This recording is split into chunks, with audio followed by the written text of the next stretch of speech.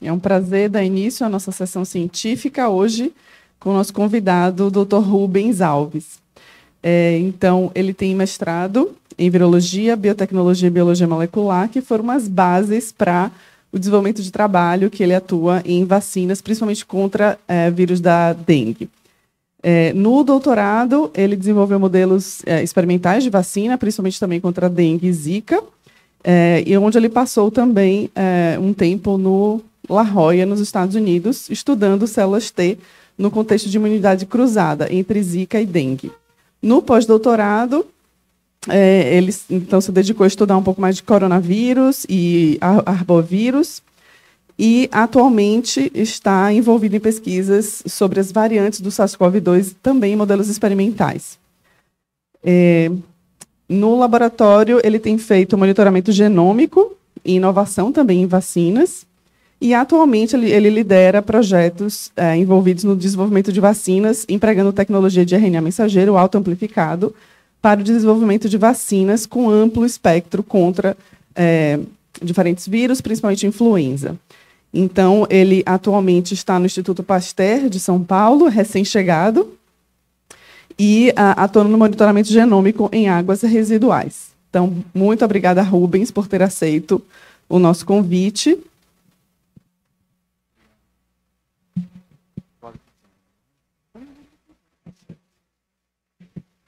Bom dia a todas, todos. De fato, é um prazer estar aqui na Fiocruz apresentando um trabalho, né? Esse trabalho que foi realizado em La Jolla tem como título os coronavírus de resfriado comum, né? Como as células T que são elicitadas por essas infecções têm a capacidade de proteger contra o SARS-CoV-2 em um modelo experimental em camundongo, mas camundongos humanizados, né? Então, vou trazer essa relevância nesse trabalho. E esse trabalho foi feito no laboratório da doutora Susan Shrestha, lá na Califórnia. Bom, peço a vocês que me permitam um tempinho só para falar um pouco da minha trajetória. Na verdade, eu iniciei a graduação em Biologia aqui na UFBA, só por um tempo, pois percebi que meu caminho, na verdade, era na biomedicina. Aí fui para a UESC e estudei lá por um tempo, e no meu último ano eu tive a chance... Eu queria ter vindo para a Fiocruz, tá? Eu amava hematologia, queria ter vindo para cá, mas o destino me levou para São Paulo para trabalhar com vacinas com o Dr. Luiz Carlos de Souza Ferreira, né? Fiquei no laboratório dele por mais de 10 anos.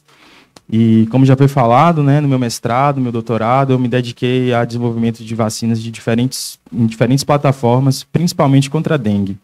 Então, no mestrado, fizemos uma vacina baseada em NS5 de dengue 2, que foi protetora. No doutorado, a gente quis ampliar essa visão e utilizando a plataforma de vacinas de DNA e usando a combinação de antígenos de dengue para fazer essas vacinas. Só que entre 2015 e 2020, vocês lembram que o Zika aconteceu. E daí, a gente teve, na verdade, todo virologista foi fortemente convidado a contribuir né, de alguma forma para a resolução do Zika. E nosso grupo, a gente conseguiu fazer, né, desenvolver um teste diagnóstico específico para a Zika, né, que é importante para regiões como a nossa, de ter alta cross-atividade entre flavivírus, principalmente dengue. E, além disso, isso me deu a oportunidade de ir para o laboratório da doutora Susan, né, que ela é famosa em modelos experimentais, para flavivírus principalmente. E ela estava estudando Zika e foi uma oportunidade interessante. E lá eu comecei a estudar mais sobre células T, né? Comecei a me aventurar na imunologia. E conseguimos desenvolver um modelo onde a gente demonstrava essa cross-atividade, principalmente de células T CD4, entre Zika e dengue. E demonstramos também proteção entre elas e uma possibilidade de desenvolvimento de uma vacina baseada nisso. Daí eu voltei ao Brasil, concluí o doutorado e a pandemia já estava acontecendo, né? Eu defendi o doutorado por Zoom, porque, né, isolamento social, essas coisas, enfim. Só que, a partir disso, a Suja me convidou a retornar para o laboratório dela, como pós-doc dessa vez, para trabalhar com Covid, né? Trabalhar com SARS-CoV-2. Não só isso. Eu achava que era só isso, mas não só isso. E lá tive a oportunidade também de aprender e estabelecer, na verdade, a plataforma de RNA autorreplicativo, como vacinas, né, para vacinas para diversos patógenos, principalmente coronavírus, né, que era o foco dos grants que ela tinha, mas também para dengue, zika, combinações desses, outros vírus também, outros flavivírus de importância maior para os Estados Unidos, mas enfim. E ali está errado, 2024. Voltei esse ano para o Instituto Pasteur, como minha chefe manda falar, né? Isso é diferente do Instituto Pasteur que tem em São Paulo, lá na Paulista, não é aquele, que é um dos institutos filiados à rede Pasteur mundial. E a gente conseguiu um projeto para liderar um laboratório, onde a gente vai fazer, como você falou, monitoramento de águas residuais, visando, principalmente, né, para esse projeto, o monitoramento de gripe, mas também o desenvolvimento de vacinas nessas plataformas mais modernas aí que eu falei, contra possíveis novas variantes de SARS-CoV-2, não, de influenza. Bom, entrando no tema, eu não preciso falar muito de SARS-CoV-2. Todo mundo viveu a pandemia, já é um tema muito batido, mas eu vou querer chamar a atenção para algumas coisas. Primeiro, que ele não é o primeiro coronavírus que aparece que gera esse alerta de medo, né, de possibilidade de muita morte, vamos dizer assim. Lá em 2012, o SARS-CoV-1 surgiu na China, foi um pouco assustador, né, para a comunidade dos virologistas, que ele tinha uma alta mortalidade, vamos dizer, né, para um vírus onde mais de 10% é considerado alto. Só que eles conseguiram conter esse vírus, mas o alerta ficou, né? Em 2003 já foi considerado contido essa epidemia de SARS-CoV-1. 10 anos depois, no Oriente Médio, surge o MERS, e esse já é um pouco mais complicado, né? Inicialmente ele é muito letal, né? Mais de 30% de mortalidade é letal, é bem letal para um vírus. Essa epidemia é considerada contida, né, por alguns fatores biológicos. Alguns outbreaks ainda continuam ocorrendo lá, porém tem um detalhe nesse vírus, que apesar dele ser perigoso, ele não é transmissível de humano para humano, né? Então, normalmente o ciclo dele é no camelo, e pessoas que têm contato com camelo podem ser infectadas por esse vírus. Então, é menos preocupante, apesar da mortalidade alta que a infecção por esse vírus pode desencadear.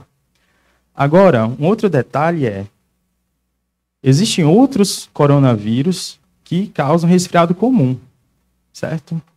Apesar desses perigosos, a gente tem os que causam resfriado comum. Os nomes deles estão aqui, como vocês podem ver, e se considera, né, que aproximadamente de 15% a 30% da população mundial anualmente vai ser infectado ou é infectado por um desses vírus.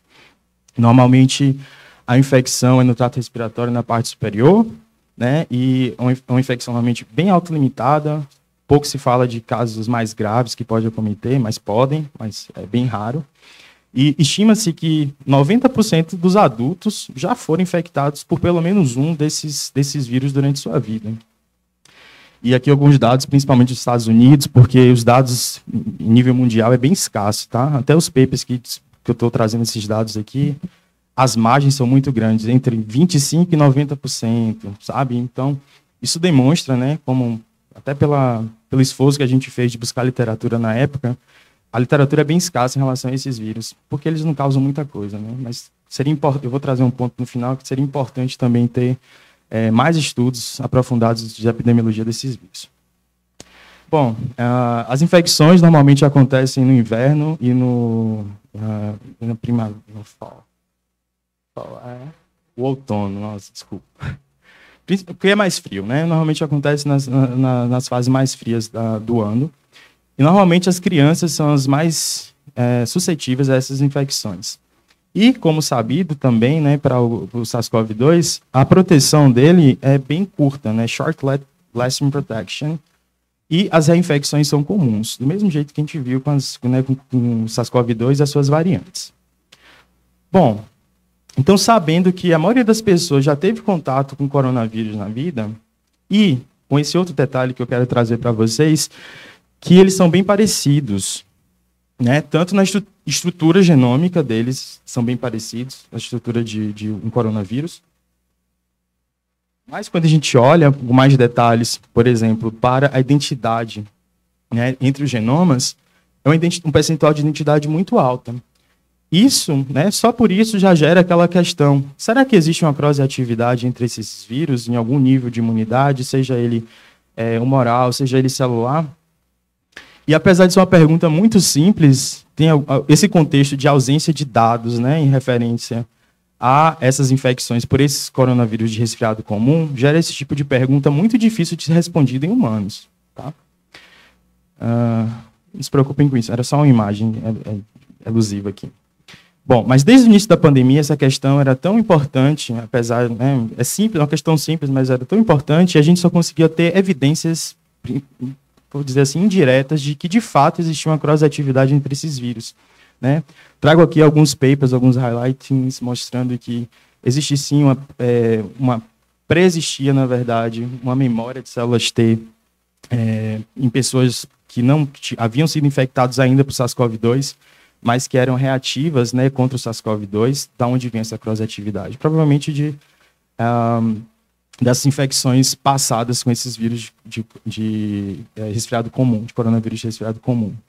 Né? Inclusive alguns outros artigos mais a miúdos, assim, vamos dizer, mostrando até que alguns tipos de HLA têm uma reatividade maior para alguns peptídeos encontrados em ambos, tanto SARS-CoV-2 quanto outros coronavírus. E assim por diante. Inclusive, chamo mais atenção ainda para esse paper que saiu em 2022, da Mari Diniz, que mostrou que pessoas que não haviam sido expostas ainda ao SARS-CoV-2 possuíam, no trato respiratório, células T, né, células T de tecido, que já conseguiam reconhecer o SARS-COV-2. Então, demonstrando que essa cross-atividade, sim, de fato existe. Apesar da gente imaginar que ele pode ter vindo de uma infecção de coronavírus de resfriado comum, não se tinha essa evidência direta ainda. Mas as chances eram grandes, de fato, que essa cross-atividade existe em humanos. E daí, como já falei, né, a gente pensou nessa pergunta: como que essa imunidade prévia a esses vírus de resfriado comum podem impactar uma infecção subsequente pelo SARS-CoV-2? Então, de uma maneira bem simples, se o indivíduo foi infectado em algum momento da vida por algum desses vírus, haverá um impacto, né? A cross-atividade às vezes pode não ter impacto nenhum, mas ela pode gerar uma proteção ou também patogênese, né? Depender de qual vírus a gente está falando. Então, para tentar responder essa pergunta, né, fizemos esse projeto que durou mais de 4 anos para ser concluído, onde tentamos responder essas perguntas simples, né? Essa exposição prévia, principalmente ao C43, ou C43, consegue gerar uma resposta cross-reativa de células T, nesse caso, para nosso modelo é mais relevante. E se essa cross-reatividade, se ela existe, ela vai ser protetora ou vai gerar doença? Para isso, a gente usou 2 modelos de camundongo, né? Apesar de ser camundongo, eles têm uma relevância importante, tanto para o contexto de resposta de células T humanas, porque eles expressam 2 HLAs muito importantes para alguns contextos de doença, inclusive dengue, né? É o carro-chefe da SUJA, mas como já havia também sido publicado que esse HLA era importante, né, em certos contextos para a resposta de células TCD8 em humanos, a gente decidiu usar esse camundongo que expressa esse HLA e o outro camundongo que expressa o DRB0101, que eu vou chamar de DR1. Então, esse projeto traria essa respostas que são de fato relevantes também para o contexto humano. E um outro detalhe é que esses camundongos eles são deficientes para interferon do tipo 1, né? E como a gente sabe, até 20% das pessoas que sofrem Covid longa, elas desenvolvem uma resistência a interferon. Então, de certa forma, a gente estaria mimetizando uma coisa que a gente vê em Covid mais grave e também tem essa relevância, como falei, para populações humanas. E o modelo que a gente vai, e as respostas que a gente vai trazer, vai ser baseado em infecções sequenciais. Primeiro, infecção com esse coronavírus de resfriado comum. Em seguida, infecções pelo SARS-CoV-2. Né? E daí a gente vai avaliar diversos parâmetros. Bom, a primeira coisa que a gente fez foi buscar validar esse modelo no contexto de... não no contexto, mas tentando responder a pergunta, será que o repertório de células T desses animais vão reconhecer o SARS-CoV-2? Então, a gente fez isso de duas maneiras. Primeiro, a gente criou 3 vacinas que carregam 3 antígenos importantes do SARS-CoV-2, a proteína N, a spike e a proteína de membrana. Vocês podem ver aqui a validação da expressão dessas vacinas. Fizemos um protocolo clássico de imunização com vacinas de DNA, 2 doses, 50 microgramas de DNA e eletroporação. E fomos avaliar se havia, após a vacinação, 2 semanas após a última dose de vacinação, se conseguimos detectar respostas de células T para diversos peptídeos que a gente prediziu para esses 2 tipos de HLA. Tanto no baço desses bichos, quanto também nos leucócitos do pulmão, células mononucleares do pulmão. Como primeiro resultado, esse aqui é para o B7. B7, normalmente, a gente vai pensar em CD8 e o DR1 a gente vai pensar em CD4, tá? Para o B7, para esses peptídeos aqui, de spike, de nucleoproteína e de membrana, a gente pôde perceber que sim, teve uma reatividade alta, tanto no baço quanto no pulmão desses bichos, principalmente direcionado para peptídeos derivados da nucleoproteína e também da spike, certo? Então, isso é, de certa forma, uma validação que a pergunta é simples. Esses bichos conseguiriam desenvolver uma resposta de célula T contra antígenos do SARS-CoV-2? Baseado nisso, sim, nesses 3 antígenos que a gente observou. Quando a gente olha os camundongos DR1, também, apesar da magnitude ser mais baixa, e que é esperado também para CD4, a gente vê que também, após a vacinação foi capaz de gerar essa resposta de células T, principalmente contra epítopos da spike, como esperado, mas também da membrana, proteína de membrana. Bom, isso aqui é a vacinação. E no contexto de infecção? Então, para ver esse contexto, a gente infectou esses animais no dia 0 e 8 dias depois a gente sacrificou, tirou o baço, ou o pulmão também, e fizemos essas análises de células T. 8 dias é o tempo suficiente para gerar uma resposta primária de célula T, vai pegar provavelmente no pico no pico de formação das células e de funcionalidade também. Bom, do mesmo modo, após a infecção, 8 dias após, a gente reduziu o painel de peptídeos só para aqueles que a gente já tinha visto uma resposta. E para esses animais B7, de novo, temos uma resposta alta devido à infecção. Agora, de forma, aqui é por citometria de fluxo, antes foi por L-spot de interferon gama. A gente consegue ver que sim, tem uma resposta monofuncional, mas também respostas polifuncionais, típicas de TC1, contra esse vírus a partir desses peptídeos que a gente está observando. Como vocês podem ver, principalmente direcionado para esse peptídeo N104, da nucleoproteína e 104 a 113. Quando a gente vai ver o contexto de CD4, nos DR1s, de novo, temos também uma resposta bem ampla, vamos dizer assim, contra diversos peptídeos. Inclusive, a gente conseguiu ver diferença significativa para alguns peptídeos, e principalmente também TH1 nesse caso, interferon TNF. Não vê muita produção de L4, não vê muita produção de L17, corroborando aquilo que a gente viu também na literatura. Então, para esses 2 modelos, a gente conseguiu que tanto a vacina quanto a infecção, eles são capazes de desenvolver uma resposta de células T contra ele, que é a primeira pergunta que a gente tinha que responder para avançar nessa história de observação de cross-atividade nesse sentido. Então, como já falei, o nosso modelo provavelmente funciona para essa observação de células T nesses camundongos, e isso é respaldado também pela literatura. Como eu falei, foi publicado na Immunity que esse mesmo peptídeo, para aquelas pessoas que expressam esse HLA do B7, ele é um peptídeo imunodominante, vimos também em camundongo.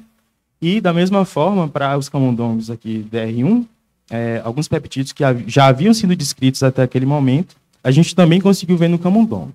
Então, eles vão ter essa resposta célula T, e, de fato, isso vai ser relevante para humanos, porque muito do que a gente viu no camundongo já tinha sido até descrito em humanos, Foi tão rápido, se fosse outro vírus ia demorar até a gente ter essa validação em humano, mas como todo mundo estava pesquisando isso, inclusive no Instituto, foi fácil de ter essa validação.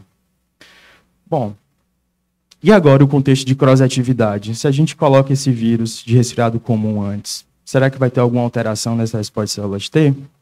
Será que vai haver geração de cross-atividade?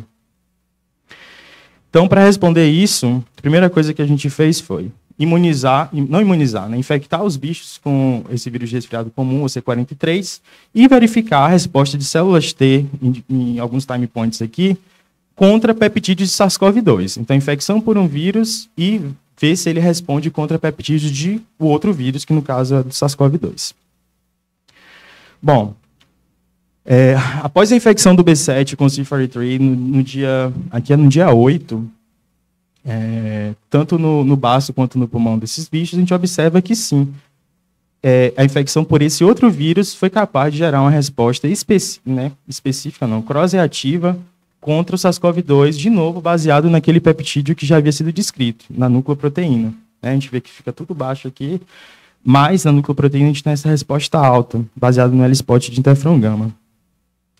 E quando a gente observa os DR1s, para CD4, tanto no dia 8 quanto no dia 16, a gente observa de novo aquele padrão que a gente observou com a infecção pelo próprio SARS-CoV-2, de uma alta reatividade dessas células, inclusive gerando para alguns peptídeos aqui uma diferença estatística significativa.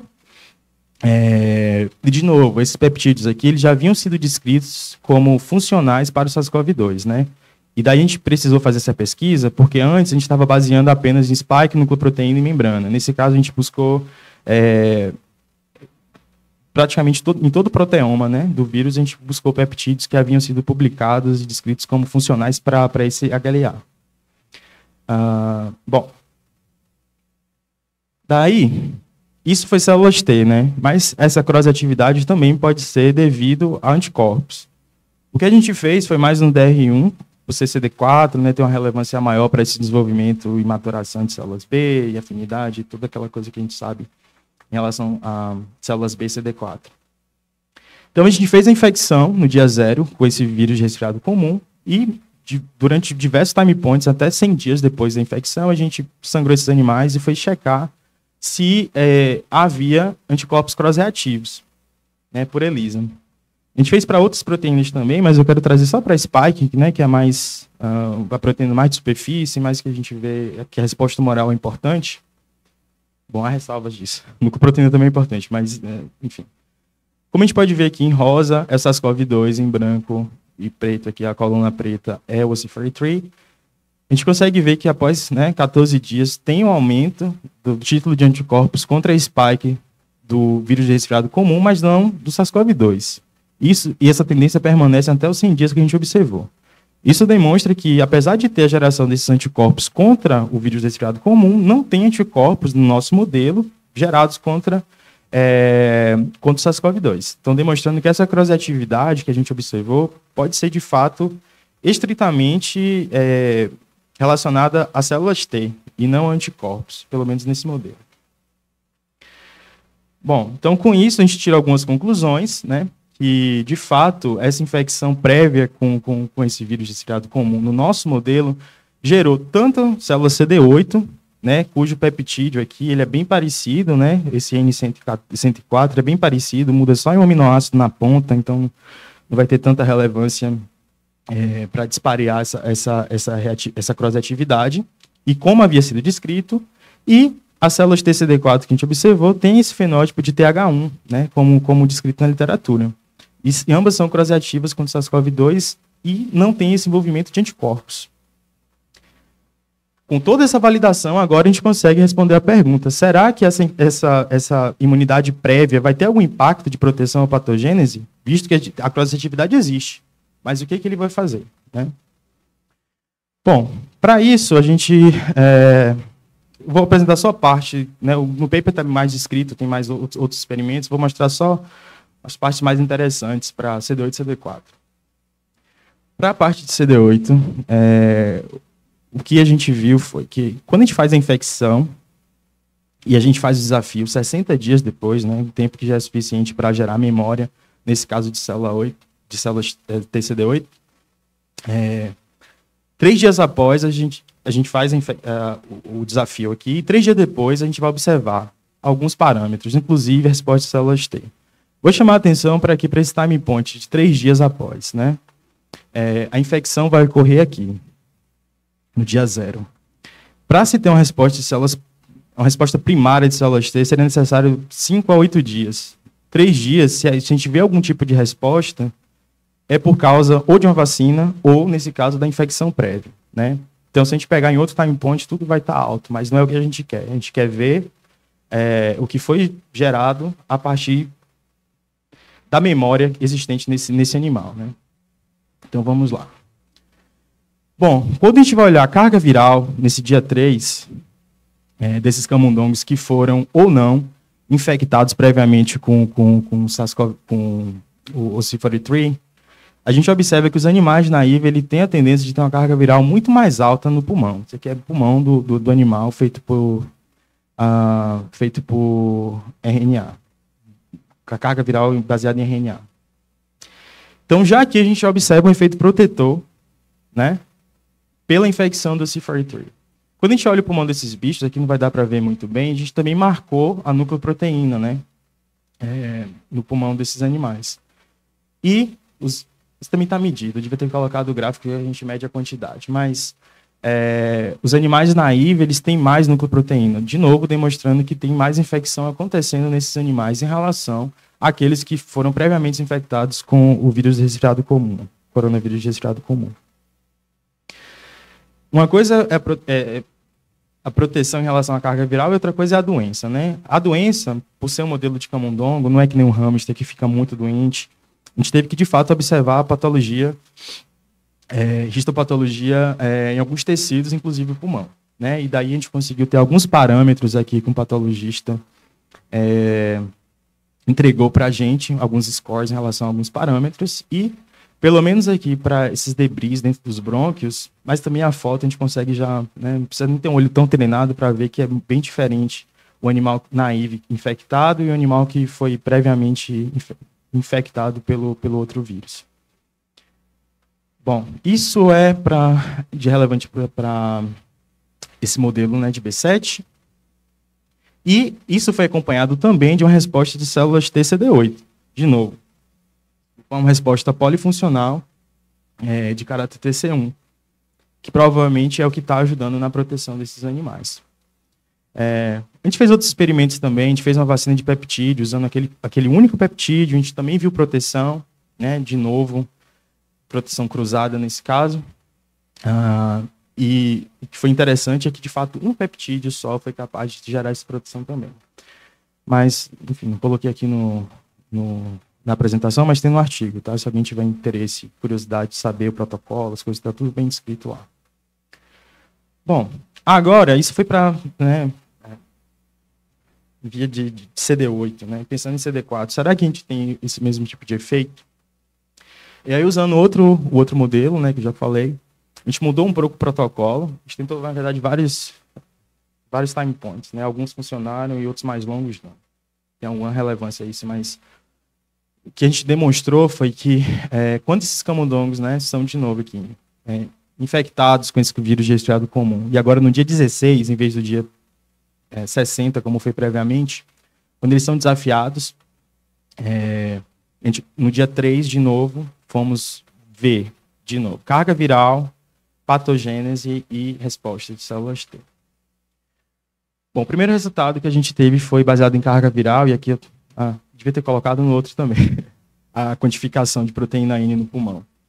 Tanto pela carga viral baseada em RNA, quanto pela quantidade de nucleoproteína, né, que a gente observou no corte histológico, a gente observa que a infecção prévia pelo OC43, de fato, gera uma proteção demonstrada aqui pela diminuição da carga viral nesses camundongos. Quando a gente olha de novo aqui a histologia, também a infecção prévia nesse time point demonstra, como a gente pode observar aqui, né, tanto nesse corte histológico, mas também nos parâmetros, é até melhor, né, em relação à doença, em relação a outro modelo, né? Praticamente para todos os parâmetros observados, a gente encontra uma diferença que indica a proteção contra a doença também, né? E pelo corte histológico também. Bom, como esse modelo aqui ficou mais claro, mais evidente que há essa proteção, a gente foi investigar agora se essa proteção, né, observada aqui, tanto pela carga viral, como eu mostrei, diminuição de carga viral, quanto de diminuição de doença, se ela de fato, vamos dizer assim, orientada por causa das células TCD4. Então, a gente fez um protocolo clássico de infecção e depressão de células TCD4 antes de desafio. Então, de novo, infectamos os camundongos com o OC43. Antes do desafio, fizemos um protocolo, né, de depressão. Eles receberam ou um anticorpo que vai depletar CD4 ou um isotipo, né, 3 doses aqui antes do desafio. Desafiamos esses animais e, de novo, no dia 3, vamos observar alguns parâmetros. Bom, a primeira coisa que a gente observa é que, se esses animais eles perdem o CD4, a carga viral volta a aumentar, né? Pelo menos aqui relativo a RNA e, né, levemente aqui também quanto à proteína N. Quando a gente vai observar a doença, não necessariamente, a gente vê uma tendência de diminuição da doença, aumento da doença, na verdade, quando eles não têm CD4, mas eles já estão bem protegidos em relação à doença, vamos dizer assim, né? Então, outros fatores, além do CD4, devem contribuir para essa proteção da doença, mas o CD4 é importante para diminuir a carga viral nesses camundongos, certo? Então, com esse conjunto de dados, a gente conseguiu concluir, né, voltando àquela pergunta inicial, se a infecção por esses vírus de resfriado comum induziria algum tipo de resposta crosreativa nas pessoas em relação ao SARS-CoV-2, e se isso ia gerar proteção ou patogênese. Então, a gente conseguiu demonstrar que, pelo menos para o OC43, que é um daqueles 4 vírus, né, temos outros vírus lá, a infecção por ele consegue, em determinados protocolos, em determinados time points, gerar, de fato, uma resposta TH1, né, em relação a CD4 e TC1 em relação a CD8, e essas respostas se mostraram protetoras nesse modelo, né? Então, a gente conseguiu demonstrar essa pergunta que estava rodando há tanto tempo e era tão difícil de ser respondida no contexto humano, usando esses modelos experimentais. Bom, e com isso, eu gostaria de agradecer, né, a toda a equipe. Esse trabalho custou... uma equipe bem grande, né? Muitas pessoas foram envolvidas nisso, tanto a minha mentora de pós-doc, a doutora Suja, mas também a Anne, que também é a autora correspondente desse artigo, e todas as outras pessoas do laboratório, né, que fizeram parte direta e indiretamente também. Quero agradecer ao Kenneth, que é do Core de Histopatologia, né? A gente não conseguiria ter feito boa parte do trabalho se não fosse pela expertise dele. E o pessoal também da microscopia, principalmente o Zi, o pessoal da bioinformática, em nome do Jason, a doutora Érica, que é a diretora do Instituto e ajudou a gente em diversas partes, né? Conseguir proteína. Imagina naquela época, os agentes foram surgindo muito rápido, né? Mas o in-house nosso foi bem importante no início do trabalho, principalmente em relação a proteínas, então ela forneceu isso para a gente. E o pessoal do departamento de cuidado animal, de citometria e a Lawrence também, que foi muito importante. Esses trabalhos aqui foram feitos em NB3. Imagina, a gente queria fazer muito mais, mas ali, o NB3 traz algumas limitações, né, técnicas que a gente não consegue passar delas. E também nossos colaboradores, né, o Ralph Barrick, principalmente, que forneceu alguns vírus no início, principalmente o M10, que é a cepa adaptada de SARS-CoV-2, que a gente utilizou no início, mas depois o beta, né, a versão beta lá do coronavírus estava infectando o camundongo, então a gente não precisava mais do M10. E, claro, as agências financiadoras, né, tanto a NIAID quanto todas as outras fundações que ajudaram nesse trabalho. Com isso, eu gostaria de agradecer a atenção de vocês e aberta a perguntas aqui, tá certo? Obrigado.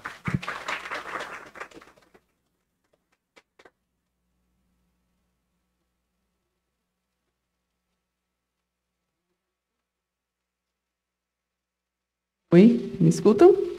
Muito obrigada, Rubens. Excelente palestra. Vou abrir para perguntas aqui. Cláudia. Obrigada, Rubens. Ótimo. Gostamos demais. Muito bom. Eu fiquei curiosa porque você mostra em um determinado momento que você não gera anticorpo, então você não tem anticorpo neutralizante, então o vírus continua entrando na célula, né? Então, mas por um lado, mesmo assim, a célula T consegue neutralizar. Então, o mecanismo, você sugere que seja por citotoxicidade da célula TCD8, ou sejam essas citocinas que, de alguma forma, ativam outras células, porque também você estaria causando mais inflamação na minha cabeça, né? Na minha suposição. Era mais patogênese, e aí você me mostra mais proteção. Isso. A gente queria avançar mais nesse sentido. De fato, anticorpo, se fosse anticorpo, ia ser muito mais simples de fazer as coisas, mas células T é mais complicado. A gente tentou fazer o time point, por exemplo, para CD8, no dia 16 e no dia 8, que é o pico, né? E não gera proteção. Tem mais inflamação de fato. A gente só foi conseguir observar essa proteção levemente lá para 60 dias depois, né? Que não vai ser, eu acho que aquele tipo de linfócitos TCD8 de fase aguda. Vai ser alguma coisa, provavelmente, do tecido, né? Aqueles linfócitos que já estão no tecido. E por isso esse tanto de tempo que precisa para você conseguir observar a proteção dos parâmetros que a gente observou. Já para o CD4, isso era uma pergunta que ficava, mas como a gente viu a proteção antes e depois a gente foi tentar ver por que estava sendo protegido, né? Dia 16 dias de infecção prévia e 3 dias depois,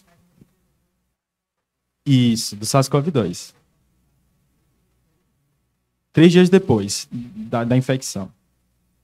Eu fiquei pensando muito porque é o CD4, né? O CD4 vai ver célula apresentadora.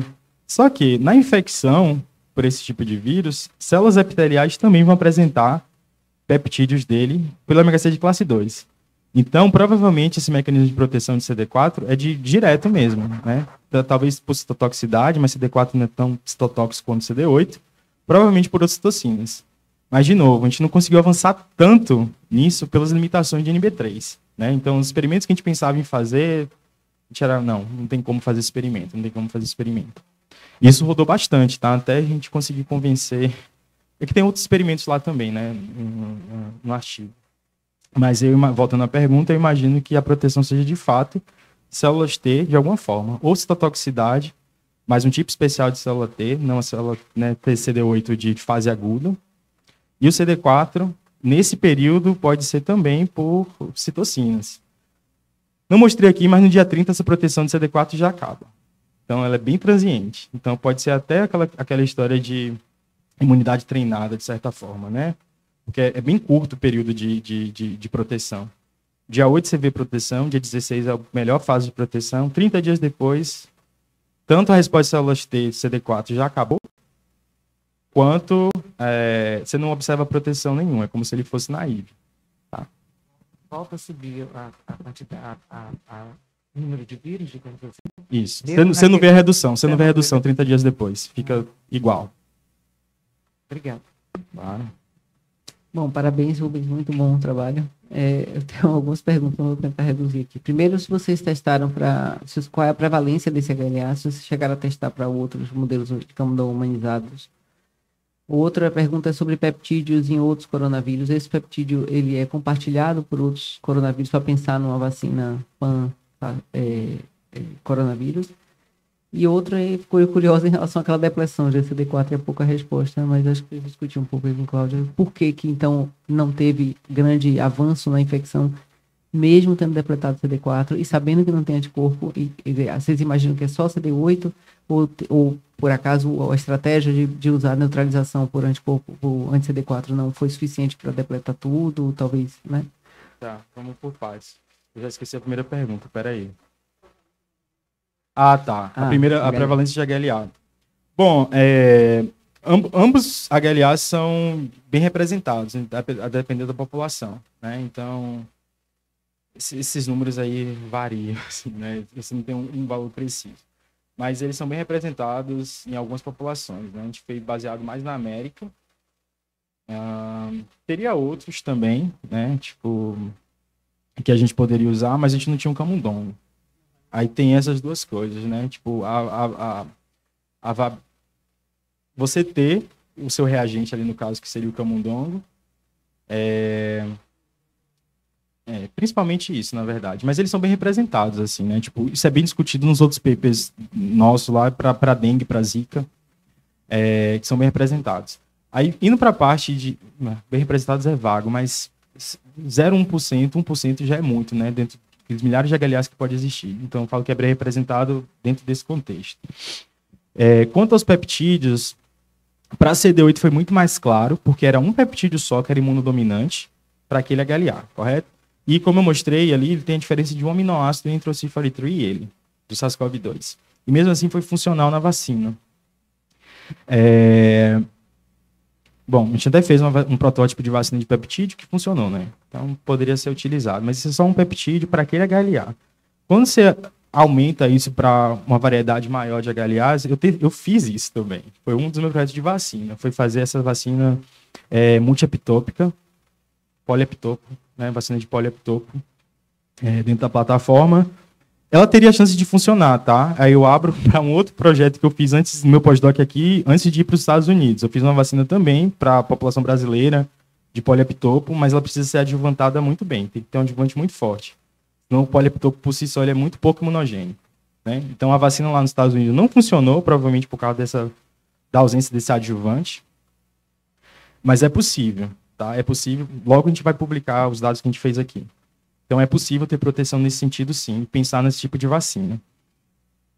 A conservação dos peptídeos de CD4, como dizer isso? Não é a mesma, se você pareia a mesma proteína de um de outro, você não acha o peptídeo. O peptídeo que você vê em SARS-CoV-2, que está, sei lá, na spike, no C43 ele vai estar no AOF, entendeu? Vai estar na parte das proteínas não estruturais. Então tem esse dispareamento, que é curto, né? Mas esses peptídeos vão estar presentes de forma não exatamente igual, porque para CD4 também não importa muito ser muito igual, né? Que nem CD8 tem que ser exatamente o mesmo peptídeo, com pouca variação. Nas regiões mais importantes no centro e de fora, eles são conservados, alguns resíduos. E esse é o suficiente para gerar esse tipo de cross-atividade. E só por isso já me faz pensar que sim, se for baseado em CD4, é bem possível fazer uma vacina polieptópica pensando em um pan-coronavírus, né? Não só para SARS-CoV-2. Só por esse detalhe que a gente observou. O revisor pediu para a gente fazer esse tipo de análise, teve que mostrar, e a gente chegou a essa observação. E por último, você perguntou...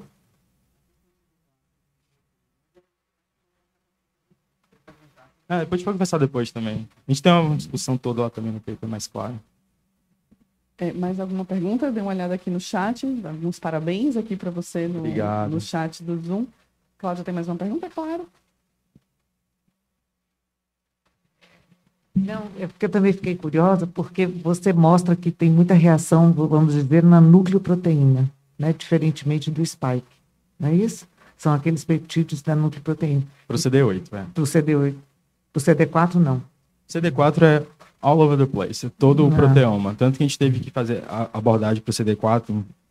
Tem uma figura que a gente mostra que vai desde do envelope, spike, até office, né? Então a gente teve que procurar no proteoma inteiro para CD4. Mas aí é curioso, porque então as vacinas que nós temos atualmente para SARS-CoV-2 são só baseadas na spike, né? Então é só... E, por exemplo, a gente tem trabalhado um pouco com a parte de resposta imunicelular nas vacinas, em humanos, e é muito difícil você ver resposta T. Eu falo, não é possível, tem que ter, porque tem anticorpo. O anticorpo você vê e continua, e o anticorpo persiste. Mas é muito difícil encontrar a resposta da célula T, bom, pelas metodologias mais antigas, digamos assim, né? Você vai para citometria, interferons, citocinas, etc. Então, eu fico em dúvida até que ponto essas vacinas que estão induzindo essa resposta de anticorpo são tão duradouras assim, porque não são, na verdade, porque você não consegue ter uma resposta T, seja CD4 ou CD8, bastante mais forte, duradoura e eficaz, né? Não, esse é um ponto bem interessante, assim. Eu vou falar primeiro do trabalho em si, né? A gente olhou 2 HLAs únicos ali, certo? Na população você vai expressar mais do que aqueles, normalmente. E E o modelo em si, apesar de, por exemplo, para a CD8 foi muito claro ver que a resposta era contra a nucleoproteína, mas, de novo, é uma resposta imunodominante contra a nucleoproteína. Teve resposta também contra spike, né? A gente mostra ali em alguns momentos, tem resposta contra spike também. Em relação à nucleoproteína é diferente. Mas isso foi visto em humano, né? Também. Então a gente achou estranho no início, mas foi porque um peptídeo só. Mas foi validado em humano. Para aquela população que tem que expressa a DLA-B7, de fato é aquele peptídeo pronto. Mas, de novo, temos muitos HLAs. Então, para cada HLA vai ser diferente. Isso a gente não consegue modelar em camundongo, né? Então, a gente teve que reduzir as perguntas para uma coisa mais concisa que a gente, de fato, pudesse responder em vez de ficar especulando, né? Mas eu concordo com você nesse sentido. Agora, em relação à vacina que a gente tomou de Spike, a Spike ela é um alvo muito bom também de células T. Inclusive, eu acho que a vacina só funcionou bem porque ela é um alvo também forte de células T, no geral. Se a gente for observar boa parte da literatura lá do Shane Crott e do SET, lá, ambos do Instituto, né, que trabalham muito com células T em humanos e nesse contexto de vacina, não vacina, imunidade híbrida, todos esses conceitos foram gerados por lá. Você pode perceber que a metodologia que eles utilizaram para fazer essas detecções é diferente de uma ICS convencional que a gente fazia. Provavelmente porque não funcionava, né? Então, teve um outro paper que a gente publicou com camundongos humanizados, mas aquele tipo de imunização clássica que a gente, né, de trocar o sistema imune do camundongo para humano. Para aquele dali, a gente não conseguiu fazer também a ICS. A gente fez o teste de ativação, o AIM, né, que eles chamam de AIM. Você vê a indicação que teve uma ativação da célula, né? E por isso daí você consegue, de fato, observar, né? Os papers da Alba, da Daniela Weisskopf, todos são nesse sentido. Então, de fato, talvez tenha ativação, né? Eles tiveram que buscar esse detalhe, ativa mais, ativa menos, mais do que uma produção de citocina. Né? Então, acho que vai nesse sentido. Protege. É curta a duração, como a gente esperava, né, para coronavírus. Mas, pessoalmente, eu acho que... Enfim, poderia ter outros alvos também, né? Foi tudo, assim, muito rápido. A gente teve a sorte de funcionar, né, parcialmente, mas foi suficiente para diminuir a pandemia. Mas eu voto a favor de ter mais alvos. Por exemplo, a nucleoproteína. Ela é super importante para diversas coisas. Só um parênteses, inclusive, quando eu falei assim de anticorpos, a gente olhou o spike, mas tem outros alvos. A proteína INE, apesar dela não ser, de estar no vírus, assim, na superfície, ela é importante, porque na infecção essa proteína vai para a superfície da célula, e anticorpos contra ela é protetor. Apesar de ser uma proteína que você não espera, não é para uma neutralização viral, seria um anticorpo fazendo uma DCC, fazendo outro tipo de mecanismo para proteger. Então, se fosse ter uma nova versão, deveria ter mais de um alvo, não só spike. Mais alguma pergunta? Alguém?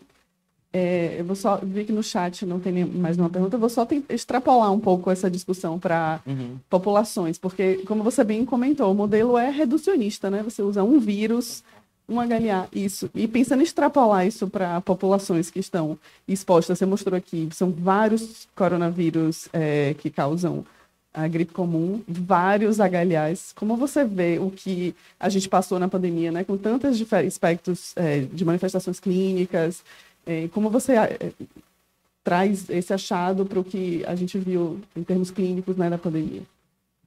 Bom, eu acho que esse trabalho em si traz resposta para algumas coisas que a gente via de observação. Tipo, lembra daquela história de criança pegar menos no início da pandemia? Que mais que a gente ouvia falar? Idosos mais suscetíveis. Idosos mais suscetíveis. Aí você faz aquela relação. Normalmente a criança pode ter pegado um resfriado. Você nunca vai saber por que a criança pegou. Você não faz, né, esse tipo de... Se a criança ficar resfriada, vai passar. Você sabe que vai passar. Não sei se agrava, você vai tentar investigar, né? Aí, de novo, eu trago aquele problema inicial. Por que a gente não conseguiu fazer? É uma pergunta tão simples, mas por que a gente não conseguiu fazer isso na população? Porque não tem. Ninguém vai ficar caçando, fazendo epidemiologia de vírus resfriado comum. Pode ser um monte de coisa, né? Enfim. Especialmente os coronavírus. Tem painéis para outros vírus que podem agravar, vírus, né, sistema respiratório, enfim, outras coisas. Mas esses vírus de coronavírus, não. Então, isso dificultaria. Aí, outra coisa seria também... Bom, mesmo se a gente conseguisse fazer esse tipo de trabalho, de checar, né, a parte epidemiológica desses vírus, você não tem como saber exatamente quando foi o tempo que a pessoa foi infectada depois com SARS-CoV-2, né? E pelo que eu mostrei aqui, o tempo é essencial. Se for curto uma infecção de um para outra, a grande chance de você estar protegido, pelo menos no camundongo, né? Baseado no CD4. Então, eu acho que esse trabalho traz essa luz nesses pontos que seria impossível de você fazer. Apesar de novo, de ser uma coisa simples de ser questionada, é difícil de você responder em real life, né? Então, acho que a importância é mais nesse sentido. Além disso, a gente traz de novo esse aspecto de vacina também tem que ter compostos ali que vão induzir células T, né? Enfim, eu estou trabalhando com vacina desde criança, praticamente. Tipo, mais de 15 anos trabalhando com vacinas. E, tipo, o meu orientador é sempre não. Tem que ser um alvo que vai gerar anticorpo. Pela facilidade de você ter esse correlato depois de proteção. Que nem ela comentou. Muito difícil você detectar em humano a resposta célula T. Né? Você sabe que ela é bem descrita, mas as quantidades, onde vai ser aquela resposta, qual o momento, isso tudo é muito sutil, né? Então, acho que esse trabalho traz luz nesse sentido de conseguir fazer um modelo que seria muito difícil em fazer em humano. E você bem comentou, minha última pergunta, se ninguém tiver mais nenhuma também, a gente já precisa encerrar. Você bem comentou que levanta-se, com base nos seus resultados, levanta-se muito a pergunta de imunidade treinada. E com relação à imunidade inata, vocês olharam alguma coisa, pretendem olhar alguma coisa? Acha que algo pode fazer sentido em termos de imunidade inata nesse contexto? Eu vou responder não baseado nisso aqui, tá? A gente pensou em fazer os painéis para isso, mas a gente usou o outro de camundongo humanizado. A única diferença que a gente observou entre um camundongo infectado ou não, bom, não tinha um contexto de cross-atividade, tá? Era infecção e, enfim, diferentes variantes, trabalho de variantes para mais no outro modelo. O que a gente observou é que não tem muita diferença. A imunidade inata vai ser do mesmo jeito para um e para outro, né? Até porque ela não vai diferenciar tanto. Né, nesse sentido. A gente viu alguma diferença de células NKT. Então, talvez tenha alguma coisa nesse sentido, né? Mas é bem elusivo, não consigo nem formular muito a respeito, mas é muito elusivo. Ótimo. Mas alguém tiver algum comentário? Ricardo. Rubens, parabéns pelo seu trabalho, viu? Obrigado. Foi excelente conhecer esses dados e essa linha de pesquisa que vocês vêm desenvolvendo. Eu queria só continuar um pouquinho essa discussão sobre célula T, anticorpos. Eu trabalho muito com humanos também, não trabalho tanto com animais, então, humanos a gente tem essa limitação, né, que a Cláudia mencionou, que a gente está com sangue periférico. Então, nem sempre a gente consegue enxergar. Anticorpo a gente enxerga, linfócito enxerga o que está passando por lá. O tecido, se eu entendi bem, você avaliou essa parte de linfócitos, foi em baço, pulmão também, talvez, não sei, mas foram em tecidos específicos. Nesses dois, Você acha, então, que o fato de você estar enxergando nesse tecido pode contribuir para você enxergar melhor a participação de linfócitos T, coisa que a gente não enxerga tanto no caso do humano? E outra questão é sobre...